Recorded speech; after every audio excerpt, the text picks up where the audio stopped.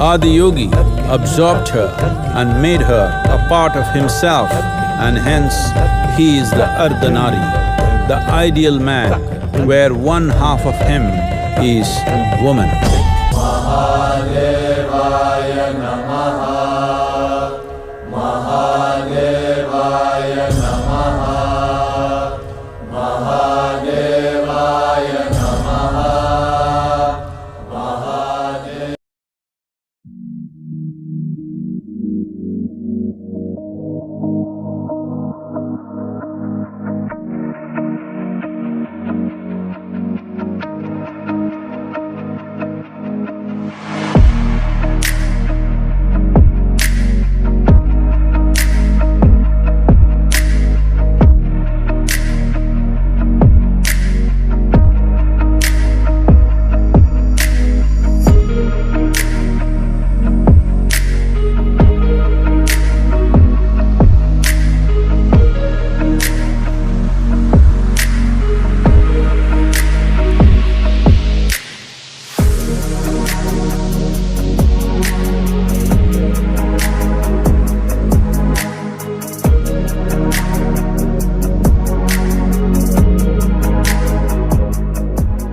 Hi guys, আজ সকাল সকাল উঠে গেলাম। আজ ডে 2 আমাদের যে শিনমনিটা আছে বড়, সেটাই আজ ডে 2। তো আজ সকালে উঠে গেলাম আপনাদের সকালে যে ভিউটা সেটা দেখানোর জন্য। সকালে যে ভিউটা সুন্দর, আর বাইরে ময়ূর ডাকছে, ছোট পাখিরা ডাকছে, আর চারিপাশে পাহাড় পাহাড় পাহাড়, খুব সুন্দর ভিউ আসে। আপনারা পুরো দেখতে পাচ্ছেন, ময়ূর ডাকছে পিছে।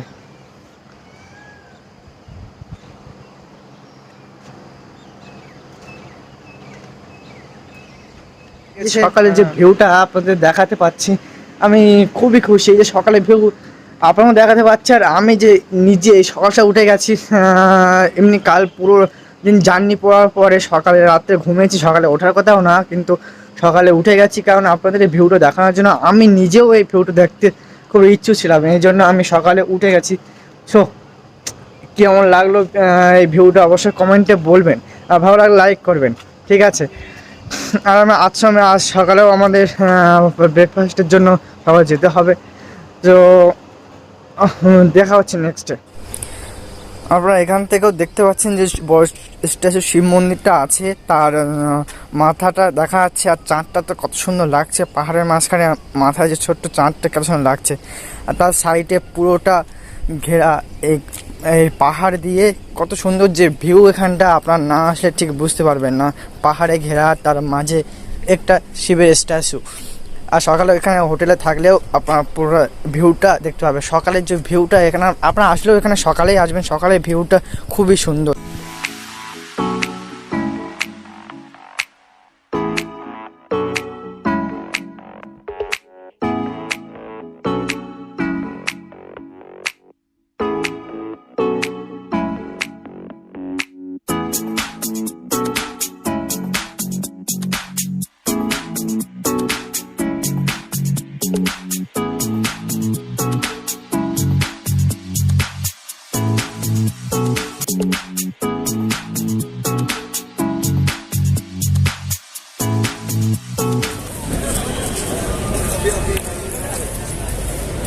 মন্দিরের পাশটা অনুষ্ঠান আছে, এবার অনুষ্ঠানটা আমরা দেখবো, চলো।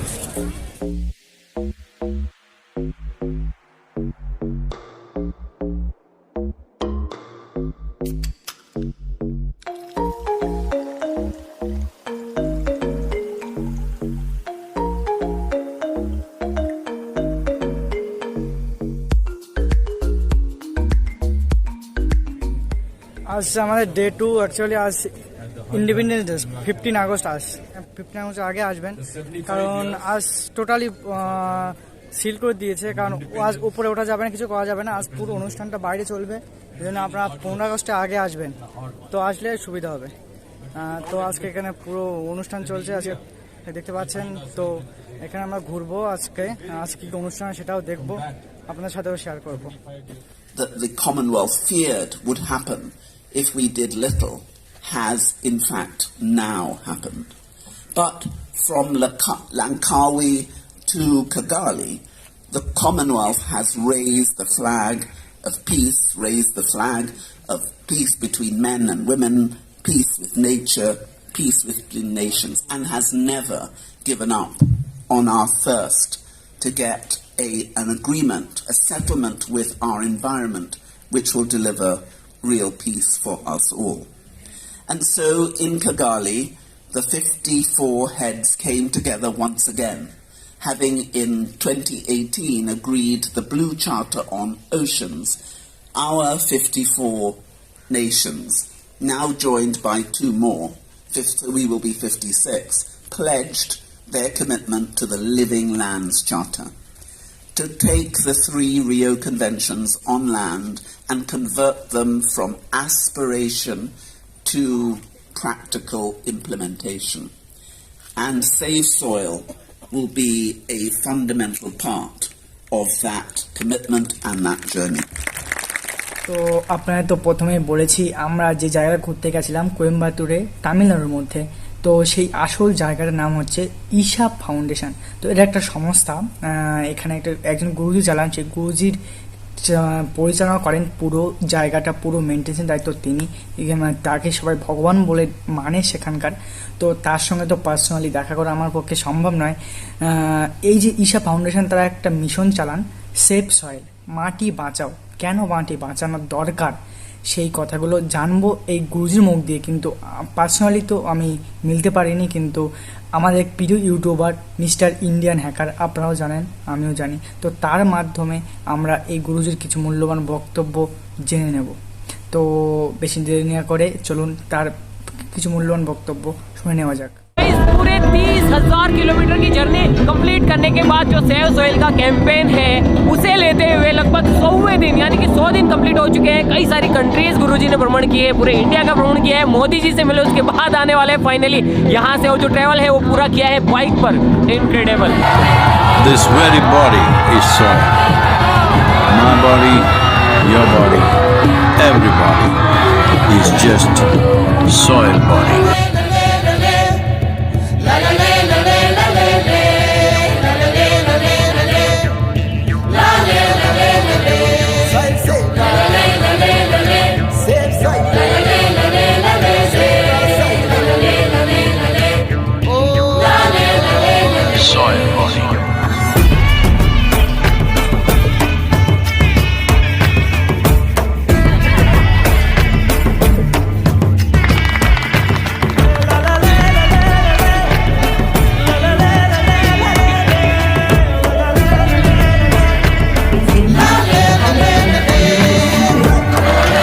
The magic of soil is it turns death into life.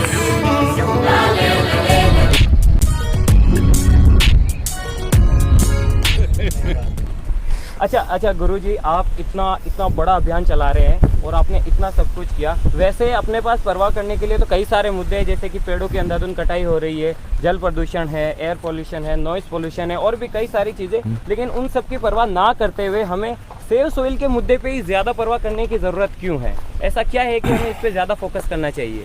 हमें मिट्टी के मुद्दे को दूसरे मुद्दों से अलग करना होगा, क्योंकि देखिए ये मिट्टी ही है जो आपके जीवन का आधार है, ठीक है?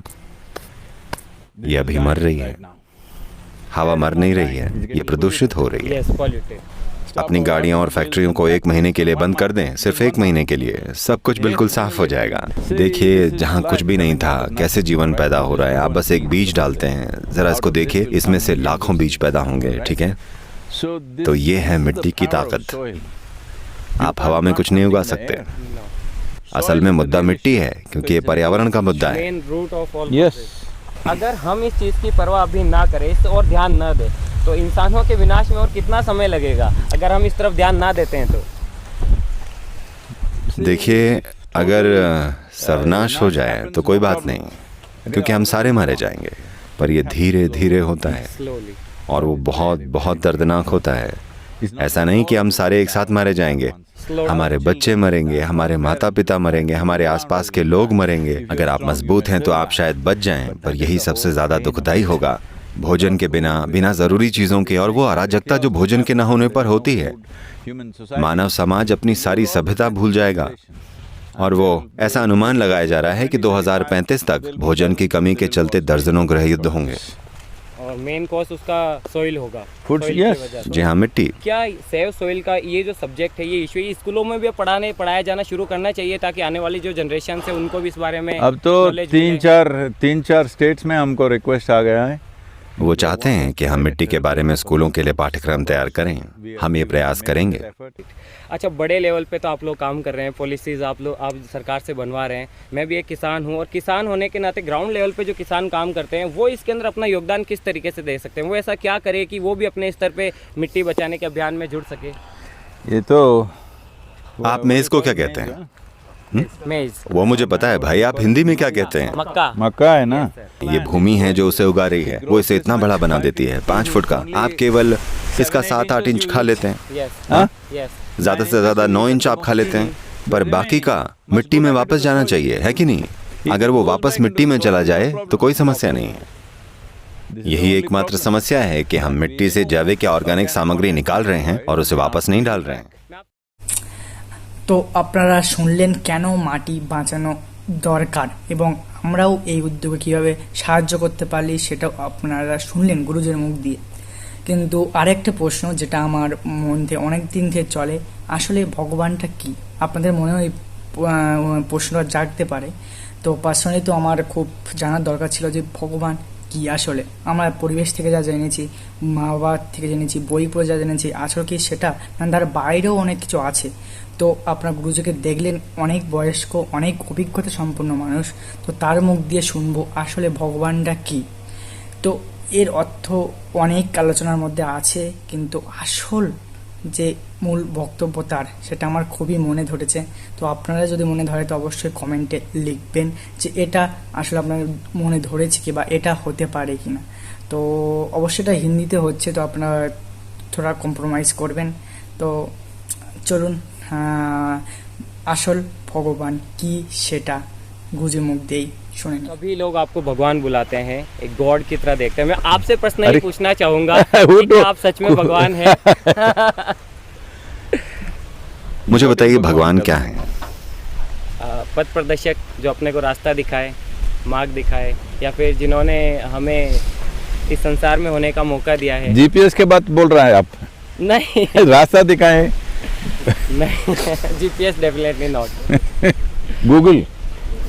जो हमें आज तक सिखाया गया है, जो बताते हैं, जो हमारे बुजुर्ग हैं, पेरेंट्स हैं, वो हमें जहाँ तक बताते आए हैं, जो भी उनके हिसाब से जो गॉड है, उनके हिसाब से जो मान्यताएं हैं, जो देवी देवताएं हैं, मैं आपके शब्दों में जानना चाहता हूँ।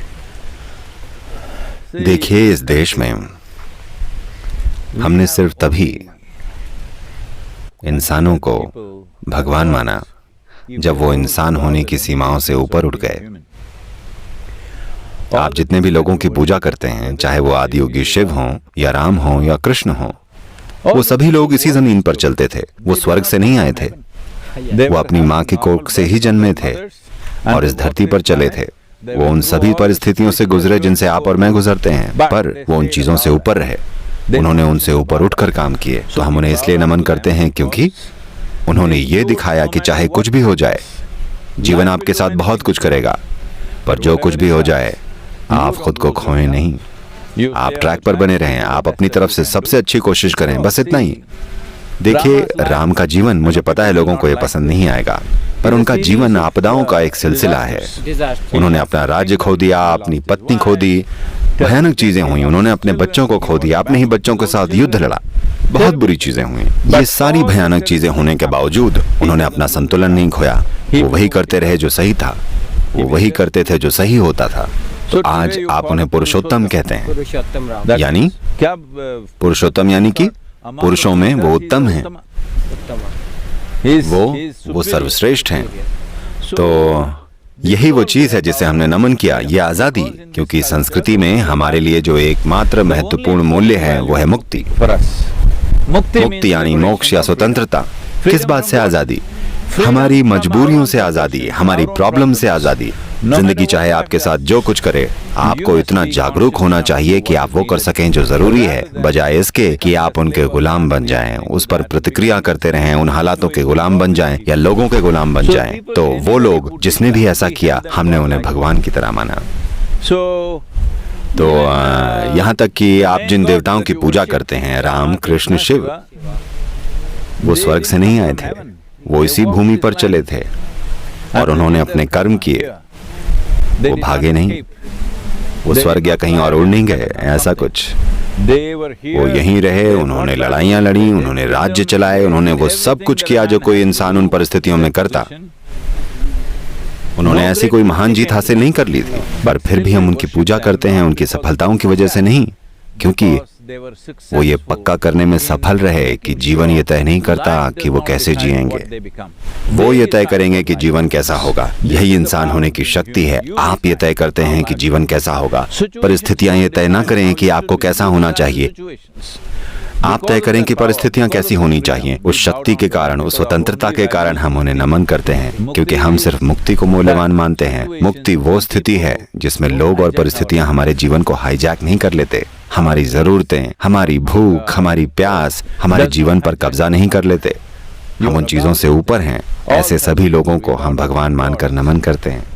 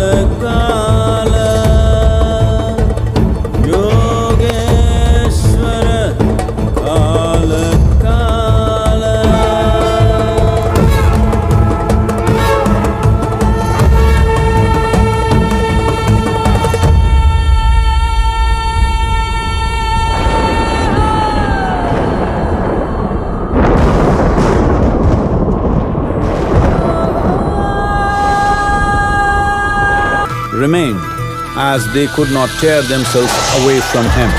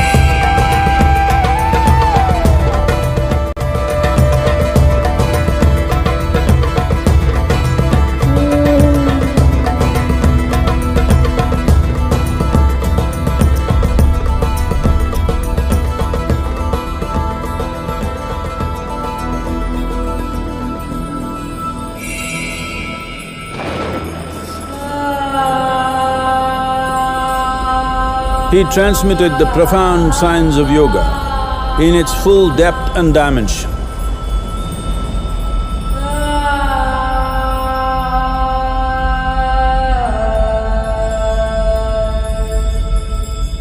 He expounded 112 methods of attainment, offering his disciples access to the deepest innards of creation.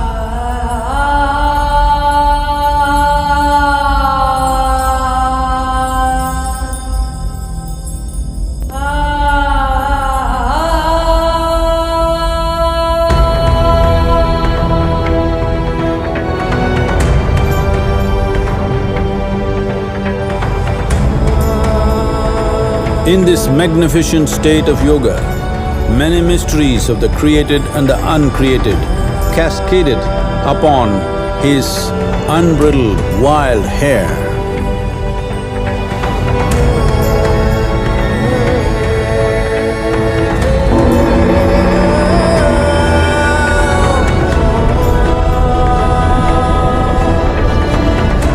It was a vision of the very core of the cosmos in all its profundity and magnificence, a vision of the unfathomable mysteries of the universe, a most overwhelming vision the sages and Devi Parvati had ever witnessed.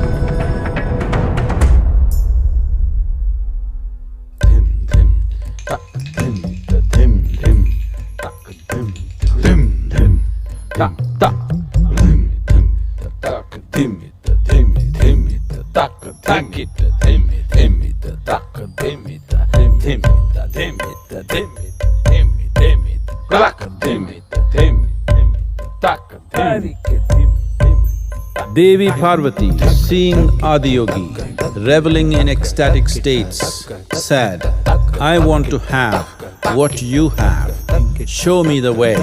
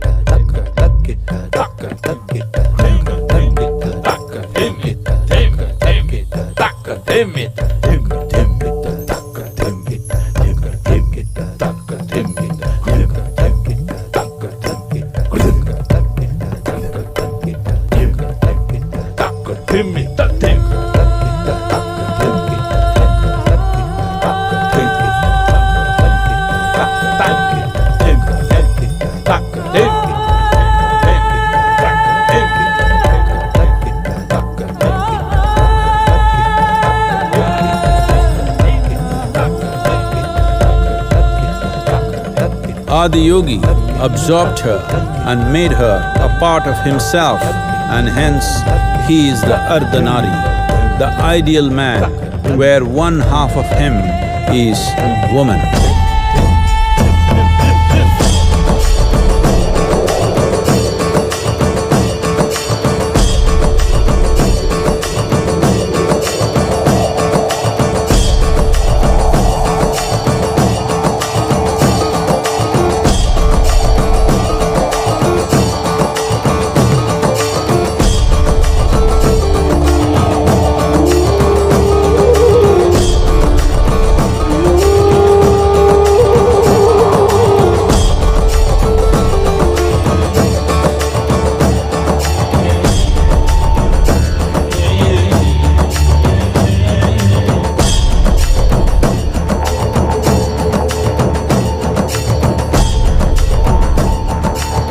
Seeing the splendor of this magnificent union, Ghanas, his constant companions, asked, "What about us?" Adiyogi said, "Just drink of me," which drove them into intoxicated raptures.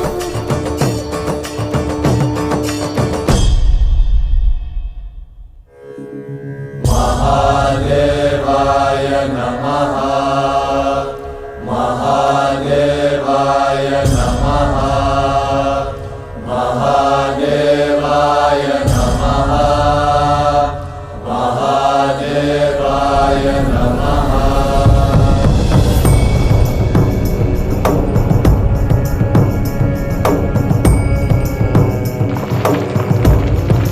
seven sages, the Saptarishis, took the sacred science of yoga in all its forms to human habitations across the planet, which turned into crucibles of civilization.